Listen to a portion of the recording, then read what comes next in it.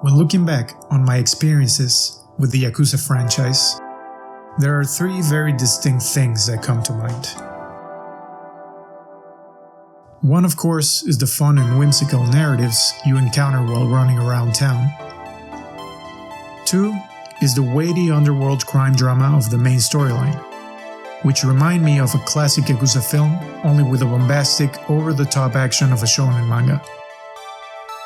And three would be the world of Yakuza, which takes some of the most infamous districts in Japan and recreates them in minute detail. But one thing I didn't often consider is just how much of the main narrative actually resembles reality. That was until I played Yakuza 0, and that's what we'll be exploring today, while keeping spoilers to a minimum.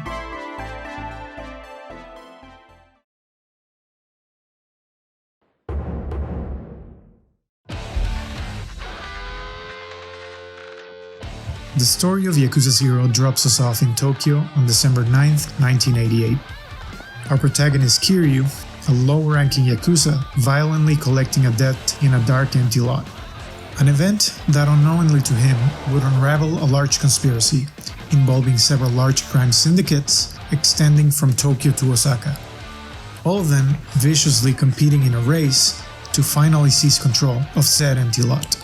This seemingly worthless location happens to be key to the plans of a major city redevelopment by the Yakuza, and the leverage gained from securing it will settle a long-standing power struggle, as well as shape the future of the powerful Tojo clan, the largest crime family in Tokyo.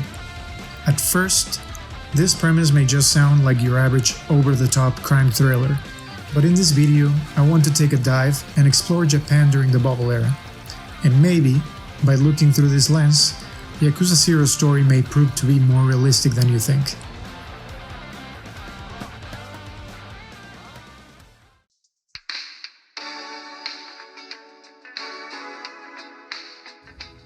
Japan in the mid-80s was at a huge turning point. It had been going through 30 years of massive and sustained economic growth. During this time, they managed to set themselves at the forefront of consumer electronics. They developed a world-renowned car industry, and wisely, this newfound wealth was in large invested in their infrastructure, developing some of the largest and most efficient cities in the world. Meanwhile, outside the country, Japanese companies started to invest all over the globe, buying buildings, golf courses, movie studios, popular landmarks, and even an MLB team in the early 90s. The views of Japan in the West were being reshaped, going from a subdued and traditional society with an emphasis on family values to the wealthy foreign investors that would become prevalent in American media of the time. At its peak, in what would later come to be known as the bubble era, there was so much wealth that the stories make it hard to tell fact from fiction. All the same, they give us a good idea of the level of excess that was commonplace at the time. So how was life in Japan during the bubble era? From all accounts, money was flowing more than ever. Seemingly everyone went out for a loan to buy land, and immediately after that, they got even more loans to buy stock and even more land. As a result, the value of property and industry in Japan was second to none. And the lavish postmodern architecture of the era reflects just how much money property developers were willing to draw around. Some of the most iconic landmarks in Japan were built during this time. There was a cultural explosion from which we are still feeling the shockwaves today. The animation industry was being revolutionized, in both the small and the big screen, each film trying to outclass or outspend its predecessor, culminating with Akira in 1988, which would bring Japanese animation into the mainstream outside Japan, and with Kiki's Delivery Service becoming the top-grossing movie of 1989. And the tales of daily life range from astonishing to downright bizarre.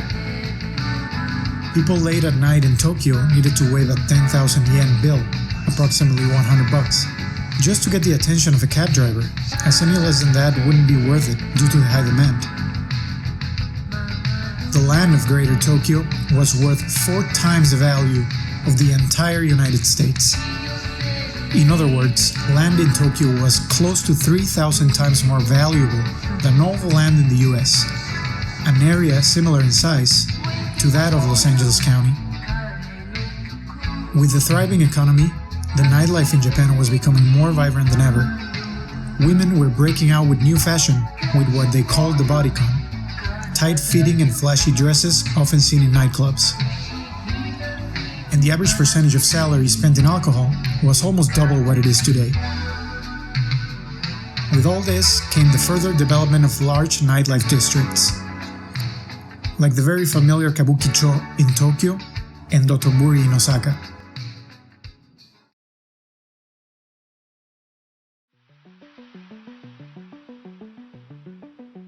But also, with unmitigated growth, came the inevitable infiltration of the Yakuza. Japanese organized crime syndicates, which have been around since as early as the 17th century, and are intrinsically involved with Japanese society to this day. Just like everyone else, they were looking for a piece of that action.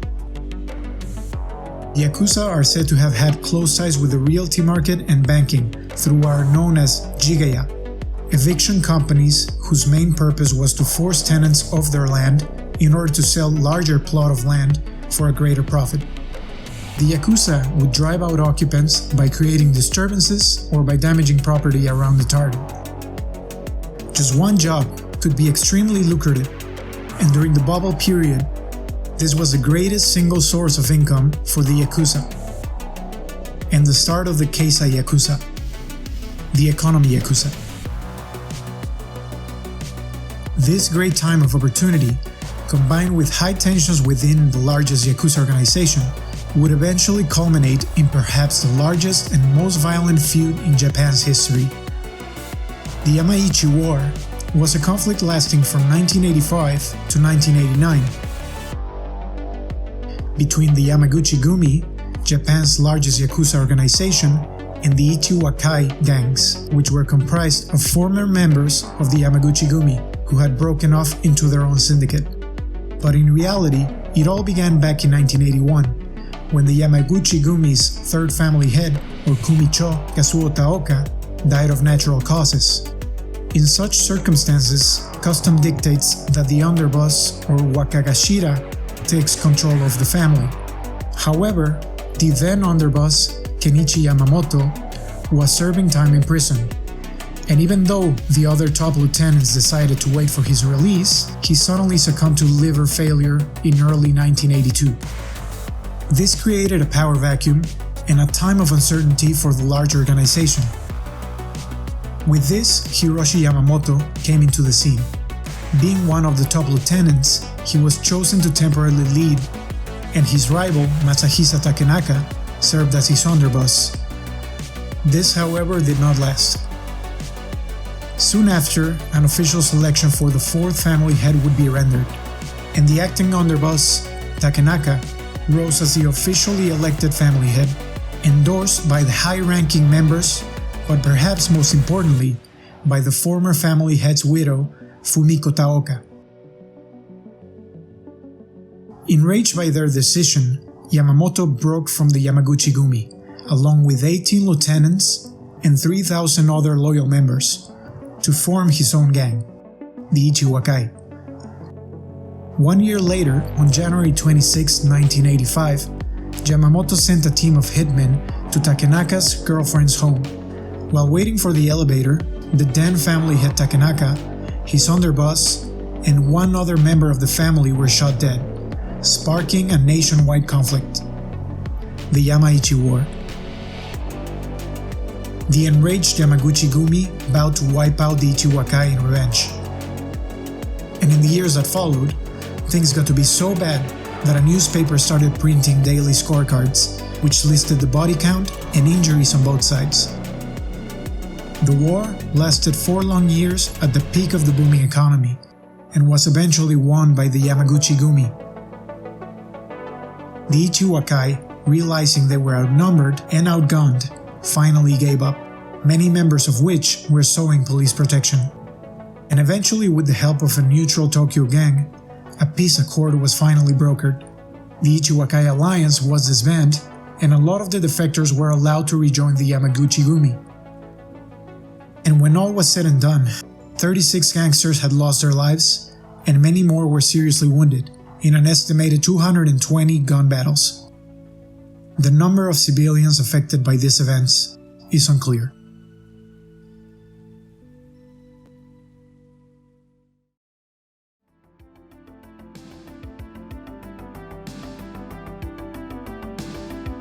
Ultimately, in 1991, the economic bubble popped, starting with the stock market crash that led to countless bankruptcies, followed by the real estate market.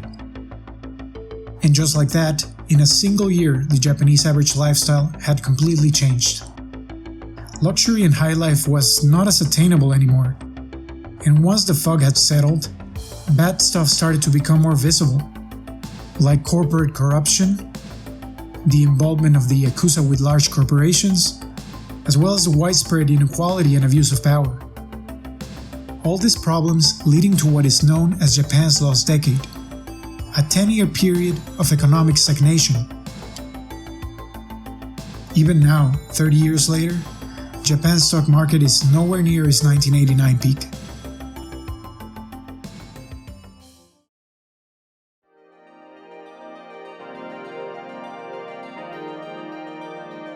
Well, that took a bit of a dark turn. But I think having that historical context in mind makes it easier to understand the possible inspiration for Yakuza 0's story. Although I don't claim it's based directly on any of these people or events, I do find the similarities with the real life rather interesting, and they have given me a whole new perspective on the game. The Yakuza franchise has been going on now for 15 years, so I understand if it feels a bit daunting to newcomers. Fortunately, Yakuza 0 offers you a perfect entry point. It serves as a prequel to the original Yakuza game from 2005 and is the chronologically earliest game in the series. So, if you've been considering giving these games a try, hopefully this video has convinced you you probably should. But if you're already familiar with it, I hope you gained a different perspective on Yakuza 0. A game that, in my opinion, offers us a great snapshot of a very particular time in Japanese history.